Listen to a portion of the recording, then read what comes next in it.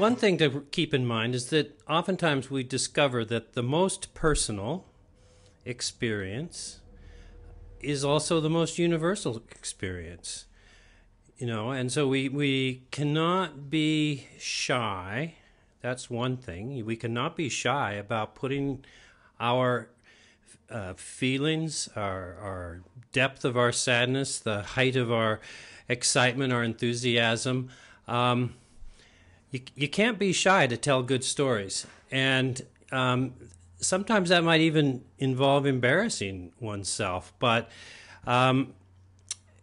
touch your own heart first and tell the stories that excite you. And I'm thinking back of, for example, I told you that story about Somalia because it just broke my heart and inspired me to make a change. But you have to tell the stories that touch you deeply. I mean, one thing that's really a concern to me is, for example, is human population. How do we talk about this story?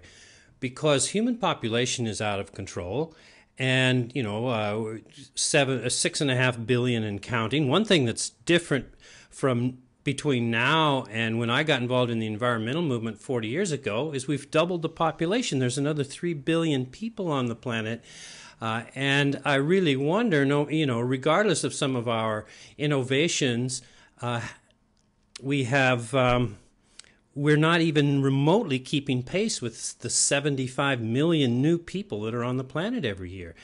And here's one thing that I've discovered looking at some of the evidence, which is another thing about telling a story, is if you're ever not quite sure what to say, just do some more research, because the story is always in there somewhere in the research.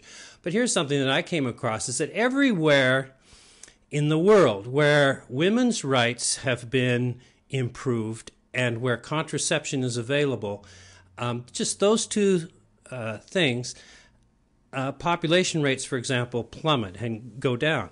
So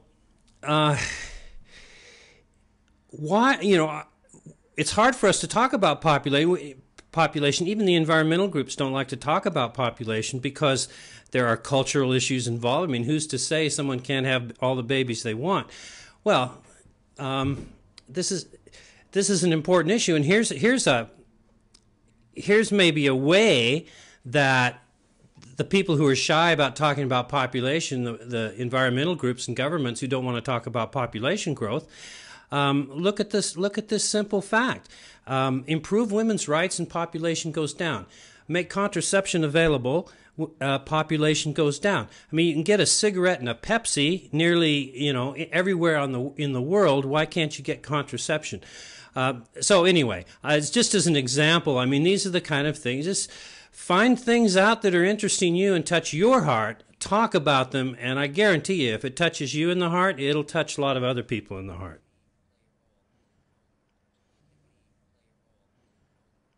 The problem with the corporate media and the corporate so-called art machines is that they don't really know how to do it. All that they know how to do is mimic and copy the last thing that was successful. So if some song or music style is successful, sometimes we hear it for a decade before, they don't... Look, the media can't really process very well people who don't have a fixed point of view. They can't process the real subtlety of life very well. And really, the people that run large corporate media don't even know what creativity is, and they don't know how to do it, and they don't know it when they see it, and they certainly don't know how to recreate it. So what they do is they try to create the last hit show, or if there's some great book published, they try, and everybody wants to publish the same book again, or make the same movie over again that made $1 million. So that's how the corporate media works. Well, creativity is the exact opposite. Creativity, you're looking for that thing that's never been done before in that way. You're looking for, you're finding that thing. The artist discovers his or her own art by doing it, not by waiting to see what somebody else did that's successful and then copying it. Sure, we borrow from our mentors, and we borrow from history, and we borrow from what we've seen other people do. But the secret of creativity is coming up with some new way that touches your heart, touches other people's heart. And corporations just aren't good at that. They're very good at ripping off ideas and ripping off styles and copying some hit song or hit movie that's already existed, but that's not creativity. So that's why I say creativity is untouchable in that sense. It can't be bought. So that's one tool that we have, and I would really want to emphasize this to everyone.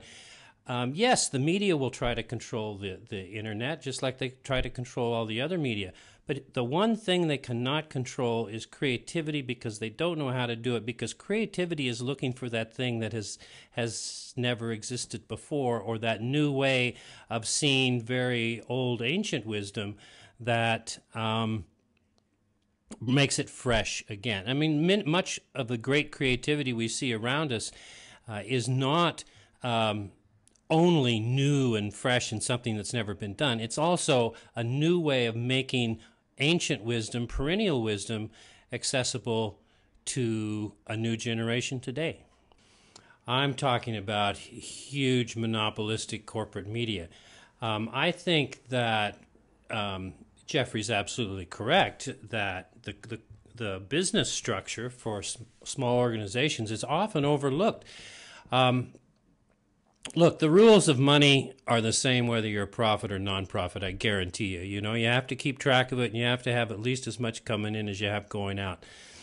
And the corporate structure or the business structure has been very good at creating systems to help people manage the energy flow of money and manage projects. And these sort of things that businesses do very well can help you survive.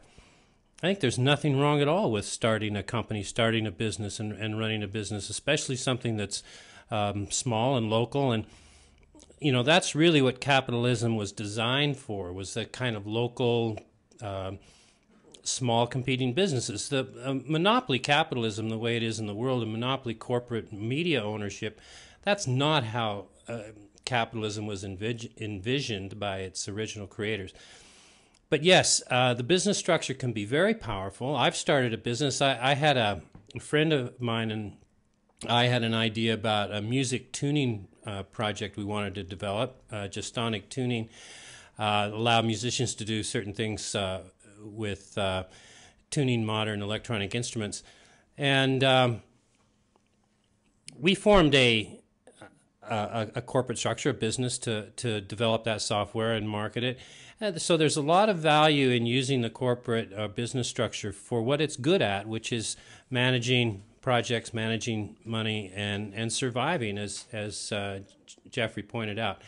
I think choosing a structure, you know, is often overlooked, the importance of it. So anyway, my point, I guess, here is if you have a creative idea and it's going to involve a lot of money, there's nothing at all wrong with creating a corporate structure to raise money, keep track of the money, account for it, and if you know profits in the real sense of what a profit is. A profit's a very natural thing. Nature makes seeds, plants make seeds, generation after generation. That's natural profit. So it can be a powerful force. The problem with any powerful force is power corrupts, and power can be very corrupting. And of course, our large corporate media is corrupted by that power, so we have to be careful. But there's nothing inherently wrong with the structure.